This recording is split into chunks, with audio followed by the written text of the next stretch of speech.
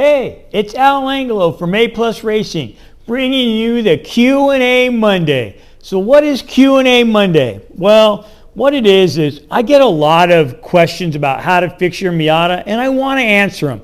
But if you're having the same problem with the Miata, somebody else in the world is having the exact same problem.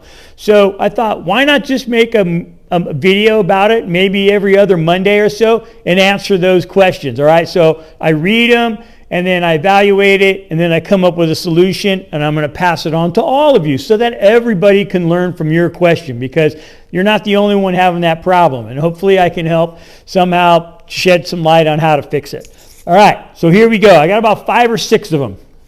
So Sabby sent me a comment saying, what short shifter do we use in our Miatas? Well, in Spec Miata, we're not allowed to use a short shifter. I buy cars all the time that do have them. I usually just give the shifter away. And so I'm really sorry I can't answer that question because I don't use it. I don't even have one on my daily that I drive. But I said give them to the kids. They seem to like them. I've used short shifters in the past with other cars, but not on the Miata. Sorry, I probably wasn't much help on that. But thank you for watching the videos, and I appreciate you subscribing. All right, the next one, 53 Prime.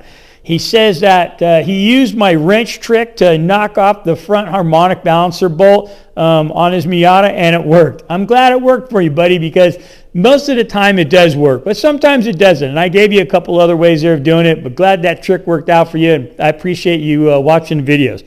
All right, Real Deal Neil. He asked me about if using my video on tips and tricks on setting cam timing works on a VVT motor. It does. I just bought a VVT car over the summer, and somebody had the timing belt off, and there were 2 teeth off, and they also put the exciter wheel on backwards. That took me a while to figure that out.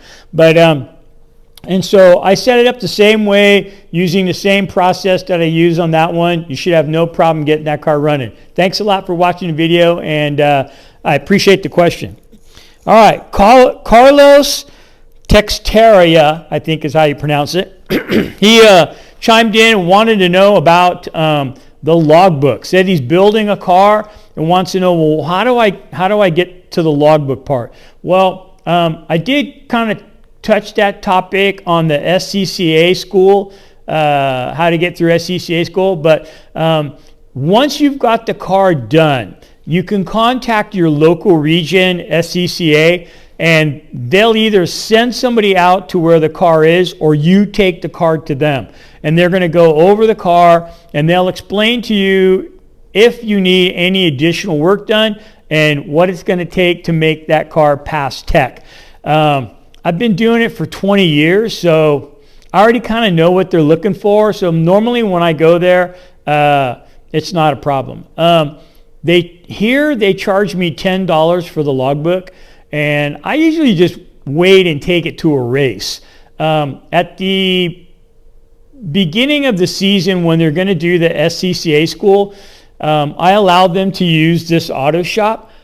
We come down here on a Saturday, and the tech inspectors come here, and I open up the shop for them so that they can use this facility to check out everybody's cars. So they announce it that, hey, you know, the school is going to be open if you want to bring your car over, you know, to this high school, that we're going to have our tech inspectors there. So when they do that, I have a bunch of my cars here that need to be done. So I have 15 Spec Miatas, and I just kind of go through them and see which one needs a logbook. I have them here, and then they go ahead and do a re-annual. So if it's a brand new car, it does take them a little bit longer than a re-annual, and they're going to stamp the cage with its own personal serial number, and then they charge me $10 for the book. That's what they charge here. I don't know if that's a standard fee across the nation, okay? If I'm trying to go for NASA's a little harder. They will send somebody out to where the car is at, but you got to pay them. And I think the least amount that I've ever paid for a NASA was $100, all right? And I think if you do it at the track, like on a NASA weekend, it might even be more than that. And so, and they're much more stringent over what they're looking for. So if you get one that passed NASA, it's definitely going to pass SCCA. if you got one that passed SCCA and you're trying to shoot for a NASA, you're going to have all your T's crossed and your I's dotted. They're going to check every weld also. The welds have to be really good. Also, too, one of the main differences is that they want to see, if you're using a fire system, that it has a metal brace under the car, that you're using nuts and bolts, that you're not using screws holding your fire system in place. They also want the alternator and the starter wires covered, along with the kill switch and the battery. SCCA wants the kill switch and the battery covered, but they don't seem to care about the starter and the alternator, but NASA does. So those are the two main differences that I see between trying to get a logbook with SCCA and try to get a logbook with NASA. You're going to pay a lot more money with NASA than you are with the SCCA. Also, too, the NASA logbook it's a annual. It's not an anniversary date. So, like, we used to logbook the car for the 25-hour, which is the first week of December, and then within 3 weeks, the logbook's no good. So you have to get it re-logbooked if you want to run it that year. So where on the SCCA, it's an anniversary date. So, the day that you got your logbook done, providing that the belts are going to be good through that date, it's 1 year from that date. Okay? So usually the beginning of SCCA school, which is here in February, all my cars become due. And then I just have them all done at one time. All right. Hey, so Carlos, I hope that answered your question. Tony D.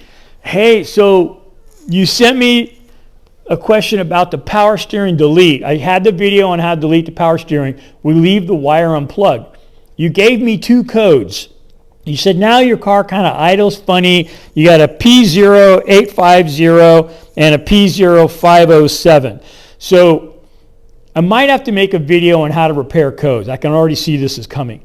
You deal with the first code first, all right? Don't try to fix the easy code and then come back to the other code. Because usually when you fix the first code first, then everything else falls in line. But here's that power steering wire. It's just a single wire that went to the power steering. It's called a PSP. At least that's what we used to call it when I worked for Ford. It's a power steering pressure switch.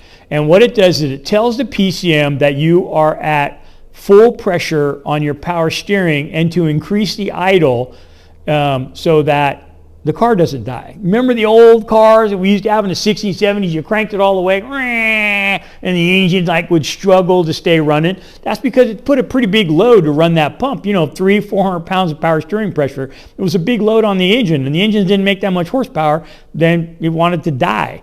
So they came up when they did computer control. They made it to where the computer is monitoring how much pressure the power steering pump is putting out, and as the pressure rises, it increases the idle at low speed. So if you're going kind of slow, you crank the wheel, it increases it so the engine doesn't struggle or die. I have never, ever had one where I left it unplugged and it created any codes at all. Because the PCM just thinks that you're not turning the car, that the car is normal operating pressure and that you're not turning it. So that's why it doesn't really affect it. Your P0850 code, that's a trans code, all right? That it has to deal with the transmission. The computer's looking for, transmission problem or transmission concern. The P0507 is an IAC, so idle air control valve. I think you got totally 2 different things working here on that, okay? I don't know which code was first, but that would be the one that I would tackle. And so I was always taught to go through a pinpoint test. And what that means is that online or in your service manual, it will talk about if you have this code, these are the things you need to check. You need to check this first. If it's good, go to this step. If it's bad, repair this. And then you just kept following the steps. So at Ford, we call it a pinpoint test. And I could see that maybe there's a video that needs to be done in order to show you how these steps are handled and processed, okay? But the other thing I was going to tell you, if you email me your phone number, I'll go ahead and I'll give you a call, and maybe we could talk more about it on the phone, and I think maybe I could help you get this thing fixed, okay? All right. The last one is to Anami 2442. He talks about the PPF adjustment on the bar that goes from the transmission to the differential. It is slotted. I believe it's slotted in the front, okay, and not the back, because the back takes a bushing, all right? So on the back PPF, there's a bushing that goes in there, and then the 2 bolts go all the way through, and that holds the bar to the rear differential. On the front, it is slotted, but that's kind of like, it's very minute adjustment, and I never adjust it. What I do is I tighten the back ones first, and then I tighten the 2 front ones on the transmission last, okay? So that once the PPF has found where it needs to be, once you got the rear bolts in, then you can put the front ones in.